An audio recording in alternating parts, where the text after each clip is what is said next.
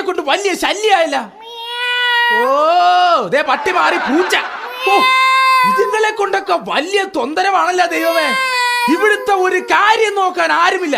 ഒരു വേലക്കാരി നിർത്തടി എന്ന് പറയാൻ തുടങ്ങിട്ട് എത്ര കാലായി. അതെങ്ങനാ? എനിക്കൊരു ഭാര്യയുണ്ട്, ഒരു ഭൂതന.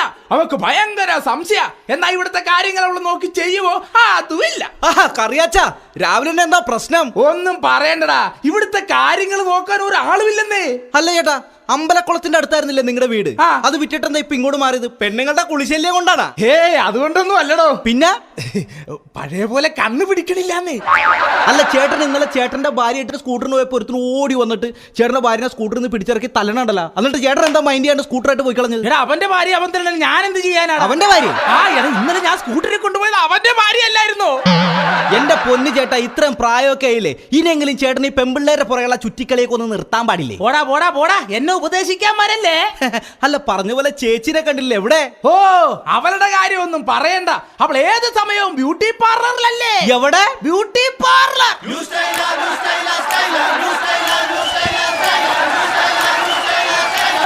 രാവിലെ ഒരുങ്ങിക്കെട്ടി എവിടെ പോയതാ? ഞാൻ യോഗയ്ക്ക് പോയതാ. എന്തിന്? എന്റെ വയറ് കുറയ്ക്കാൻ. എടി ആദ്യം നിന്റെ തീറ്റ കുറയ്ക്ക്, അപ്പൊ താനെ വയറ് കുറയും. അയ്യോ ഇതാരോ സുകുമാരനോ? എത്ര നാളായിടാ നിന്നെ കണ്ടിട്ട്? ആ സുകുമാര, ഞാൻ പറഞ്ഞ വേലക്കാരുടെ കാര്യം എന്തായടാ? ചേച്ചിയല്ലേ പറഞ്ഞത് 50 വയസ്സുള്ള വേലക്കാരത്തി മതി മതിയെന്ന്. 50 വയസ്സുള്ള വേലക്കാരത്തിനെ ഞാൻ എവിടെ നിന്ന് ഒപ്പിക്കാനാ? ഇനിയിപ്പോ 50 വയസ്സുള്ളതിനെ കിട്ടിയില്ലെങ്കിൽ കുഴപ്പമില്ല. പിന്നെ 25 വയസ്സുള്ള രണ്ടെണ്ണത്തിനെ ഒപ്പിച്ചാ പോരെ? എന്നിട്ട് വേണം അപ്പനും മോനും കൂടി അതും കൂടെ പുറകെ നടക്കല്ലേ? എന്നെ കൊണ്ടൊന്നും പറയിപ്പിക്കരുത്. സുകുമാര, നീ പോയിട്ട് എവിടെയെങ്കിലും ഒരു വേലക്കാരി കിട്ടും നോക്കുമ്പോ. എന്താടി ഇന്നത്തെ ദിവസത്തിന്റെ പ്രത്യേകത എന്താന്ന് അറിയാമോ? ഇല്ല. അയ്യോ ഇന്നല്ലേ നിങ്ങളുടെ ബർത്ത്ഡേ.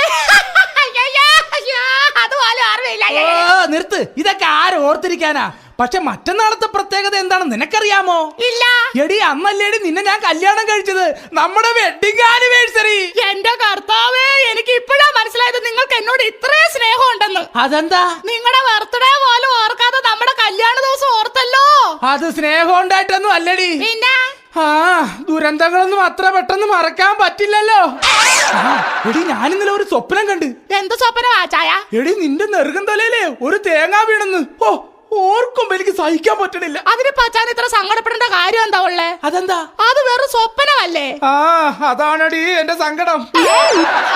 ചായ, നമ്മുടെ കോണിയുടെ മുകളിലിരുന്ന മരത്തിന്റെ വലിയ ക്ലോക്ക് ഇല്ലേ, ആ ക്ലോക്ക് താഴത്തേക്ക് വീണ ചായ. അയ്യോ, എന്നിട്ട് 5 മിനിറ്റ് നേരത്തെ ആയിരുന്നെങ്കിലേ അതെന്റെ തലയിൽ വന്ന് വീണ് ഞാൻ ചത്തു പോയാനെ. അല്ലെങ്കിലും ആ നശിച്ച ക്ലോക്ക് അങ്ങനെ എപ്പോഴും അത് 5 മിനിറ്റ് സ്ലോയാ. നിന്റെ മോനെന്തേ? എന്നാന്ന്? എടി നിന്റെ പുന്നാര മോനെന്തേന്ന്? അപ്പന്റെ അല്ലേ വിത്ത്. ഏതെങ്കിലും ലേഡീസ് ഹോസ്റ്റലിന്റെ ഫ്രണ്ടിലോ വുമൻസ് കോളേജിന്റെ മുമ്പിലോ ഒക്കെ കാണും. ഒരു കോലില് സാരി ചുറ്റി വെച്ചാ മതി, അതിന്റെ പുറകെ പോകും. അതാണ് അപ്പനും മാനും.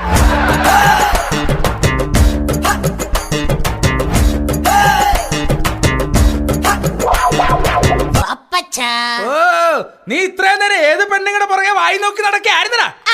അതൊക്കെ അവിടെ നിൽക്കട്ടെ. അപ്പച്ച, നമ്മുടെ മേരി ചേച്ചിയുടെ വീട്ടിലെ ഗ്യാസ് തീർന്നല്ലേ? അത് നിനക്ക് എങ്ങനെ മനസ്സിലായടാ? അമ്മച്ചി, അപ്പുറത്തെ മേരി ചേച്ചി ഇന്നലെ നമ്മുടെ അപ്പച്ചനോട് പറഞ്ഞത് ഞാൻ കേട്ടതാ. എന്തോന്ന്? ഈ പരിപ്പ് ഈ കലത്തിൽ വേഗൂലെന്ന്. എന്റെ പൊന്നു കർത്താവേ, ഞാൻ എന്നതൊക്കെയായി കേൾക്കുന്നേ. ഈ വീട്ടിൽ ആവശ്യത്തിന് ഗ്യാസും പാത്രവും ഒക്കെ ഉണ്ട്, പക്ഷെ സമയത്തിന് പരിപ്പ് വേവിക്കാൻ മാത്രം ആരുമില്ല.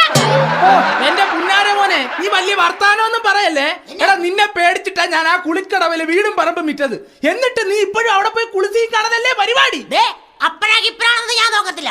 അപ്പഴില്ലാത്തതിന്റെ ഗ്യാപ്പാണ് ഞാൻ അവിടെ നികത്തിയത്, അറിയാമോ? എന്റെ പൊന്നു കർത്താവേ, നിങ്ങൾ അപ്പനും മോനും കൂടി ഇങ്ങനെ തുടങ്ങിയ സമൂഹത്തിൽ വിലയുള്ള ഞാൻ എങ്ങനെ പുറത്തിറങ്ങി നടക്കും?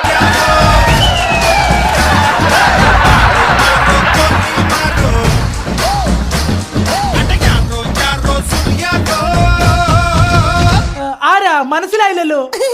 ഞാൻ സുകുമാരൻ പറഞ്ഞയച്ചിട്ട് വന്ന പുതിയ സർവത്ത. അയ്യോ അല്ല, സർവന്റ്. നിന്നെ കണ്ടിട്ട് വേലക്കാരിയുടെ ഒരു ലുക്കില്ലല്ലോടി.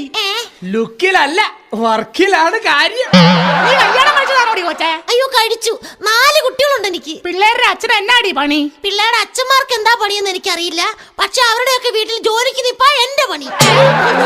എന്ത് രസമല്ലേ? ഇവക്കളെ നഗ്നചിത്രമല്ലേ ഞാൻ അന്ന് മാസികയുടെ ഫ്രണ്ട് പേജിൽ കണ്ടത്. അയ്യോടാ, എന്നിട്ട് നീ എന്നെ കാണിച്ചില്ലല്ലോ. അയ്യോ മുതലാളി, അതെന്നെ അവര് ചതിച്ചതാ മുതലാളി, ചതിച്ചതാ. ചതിച്ചേ? സത്യത്തിൽ എന്താ ഉണ്ടായെന്നറിയാമോ? ദേ എല്ലാരും കേൾക്കാൻ വേണ്ടി പറയാണേ. എന്റെ ഈ ശരീരത്തിന്റെ ഇങ്ങോട്ടുള്ള ഭാഗം മാത്രമേ എന്റേതായിട്ടുള്ളൂ. എന്നിട്ട് ഏതോ ഒരു പെങ്കൊച്ചിന്റെ തല അതിനകത്ത് വെട്ടി കയറ്റി വെച്ചിട്ട് എന്നെ ചതിച്ചതാ. അതൊക്കെ പോട്ടെ മോളെ, നീ ഇതിനു മുമ്പ് എവിടെയാ ജോലിക്ക് നിന്നത്? ആ ജഡ്ജി അമ്മാന്റെ വീട്ടിൽ. ഓ, ആ അർത്ഥമായിക്ക് ഉപ്പ് തേക്കാത്ത വൃത്തികെട്ടവന്റെ വീട്ടിലോ? എന്നെ എന്ത് വേണേലും പറഞ്ഞു, പക്ഷെ എന്റെ ജഡ്ജി അമ്മാനെ കുറിച്ച് പറഞ്ഞ ഞാൻ സഹിക്കത്തില്ല. അതെന്നാടി ജഡ്ജി അമ്മാനെ പറഞ്ഞപ്പോ നിനക്ക് ഇത്ര പൊള്ളുന്നേ?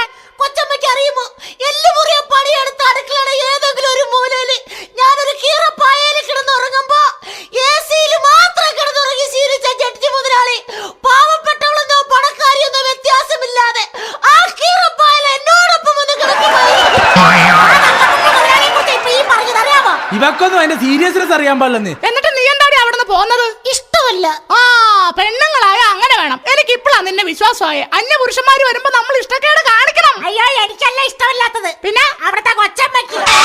എന്തൊക്കെയായാലും നീ ഇവിടെ മര്യാദക്ക് നിന്നോണം, അല്ലെങ്കിൽ നീ എന്റെ തനി സ്വഭാവം മനസ്സിലാക്കും. ആ ശരി കൊച്ചമ്മേ. കൊള്ളാ, ഇന്നു മുതൽ നീയാണ് ഈ വീടിന്റെ നിലവിളക്ക്. അപ്പൊ അമ്മച്ചിയാ? അത് പാട്ട വിളക്ക്. വിളക്ക് കത്തിക്കുന്നതൊക്കെ കൊള്ളാം. അപ്പച്ചിരി വിളക്ക് ഊതി അടയ്ക്കാൻ നോക്കിക്കോണം കേട്ടോ. ഏർ പോടാകത്ത്. എന്റെ ചെന്താമരേ, എന്ത് വലിയ മുതലാളി. ഓ, നിന്നെ ഇവിടെ എത്തിക്കാൻ ഞാൻ എന്തൊക്കെ പാടുപെട്ടെന്ന് അറിയാമോ? ഇനി ഇതാണ് നമ്മുടെ സാമ്രാജ്യം. അയ്യോ മുതലാളി, ഞാൻ ഒന്ന് പേടിക്കാതെ ചെന്താമരേ. ഇന്ന് 7:30 പവർ കട്ട് സമയത്തെ ഞാൻ നിന്റെ വീട്ടിൽ വരും.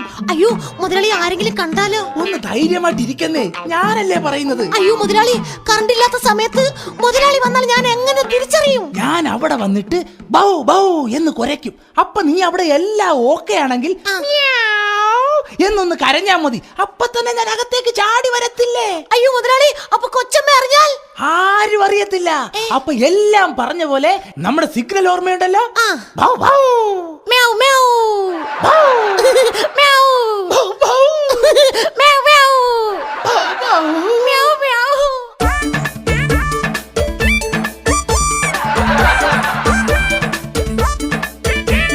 ചെന്താമരേ. അയ്യോ കൊച്ചു മുതലാളി. ചെന്താമരേ, നിന്നെ എനിക്ക് എന്ത് ഇഷ്ടമാണെന്നോ? എന്താ കൊച്ചു മുതലാളി? ഐ ലവ് യു പറഞ്ഞപ്പോ കാലിൽ എന്തോ കടിച്ച്, അപ്പൊ അങ്ങനെ ആയിപ്പോയതാ. ചെന്താമരേ, ഐ ലവ് യു. അയ്യോ, വലിയ മുതലാളി അറിഞ്ഞാൽ അങ്ങേരോട് പോവാൻ പറവണ്ണേ. ഇങ്ങോട്ട് നോക്ക്, ഇന്ന് പവർ കട്ട് സമയത്ത് ഞാൻ നിന്റെ വീട്ടിൽ വരും. അയ്യോ കൊച്ചു മുതലാളി, അത് ഞാൻ പേടിക്കണ്ട, നീ ഇല്ലേ? അതല്ല, നീ പേടിക്കണ്ട, ഞാനില്ലേ? പക്ഷെ കറണ്ട് ഇല്ലാത്ത സമയത്ത് കൊച്ചു മുതലാളി വന്നാ നീ ഒന്നും പറയണ്ട. ഞാൻ അവിടെ വന്നതിന് ശേഷം പൂച്ചയുടെ ഒച്ചയിൽ മ്യാവ് എന്ന് കരയും. എല്ലാം ഓക്കെ ആണെങ്കിൽ നീ പട്ടിയുടെ ഒച്ചയിൽ ബൗ എന്ന് കുറച്ചാൽ മതി.